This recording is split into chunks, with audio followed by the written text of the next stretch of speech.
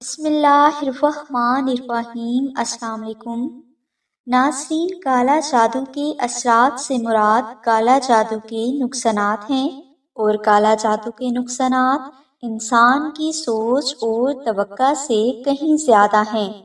بہت سے روحانی ماہر یہ کہتے ہیں کہ انسان کی ہر لا علاج بیماری اور نہ ختم ہونے والی پریشانی کے پیچھے نظر بد اور کالا جادو ہی ہوتے ہیں، اور اللہ کی پناہ میں نظر بد اور کالا جادو سے شفا اور حفاظت ہے، اور یہ پناہ ہمیں آیت الکرسی، سورہ فلق، سورہ ناس اور بہت سی مسنون دعاؤں کے ذریعے حاصل ہو سکتی ہے۔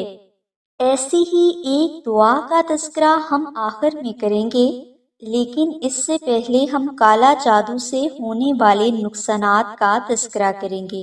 ناظرین، کالا جادو کی وجہ سے انسان رزق کی شدید تنگی کا شکار ہو سکتا ہے۔ فرد کا کاروبار کالا جادو کی وجہ سے تباہ ہو سکتا ہے۔ فرد کو لا علاج بیماری لاحق ہو سکتی ہے۔ رشتہ اور شادی ٹوٹ سکتی ہے۔ شوہر اور بیوی کے درمیان حد سے زیادہ اختلافات اور شک پیدا ہو سکتا ہے۔ بیوی کو طلاق ہو سکتی ہے۔ بیٹیوں کے گھروں میں خرابی پیدا ہو سکتی ہے۔ جو لوگ کالا جادو کا شکار ہوتے ہیں ان کے گھروں میں ہر روز جھگڑا ہوتا ہے۔ کالا جادو کی وجہ سے کوئی بہن بے اولاد رہ سکتی ہے۔ اکثر اولاد کا گستاخ ہونا یا اولاد کا غلط سوسائٹی کو اپنا لینا بھی کالا جادو کی وجہ سے ہوتا ہے۔ اکثر لوگ کالا جادو کی وجہ سے پاگل ہو جاتے ہیں۔ کالا جادو کی وجہ سے شوہر کسی غیر عورت کی محبت میں دیوانہ ہو کر اس پر اپنا سب کچھ لٹا سکتا ہے۔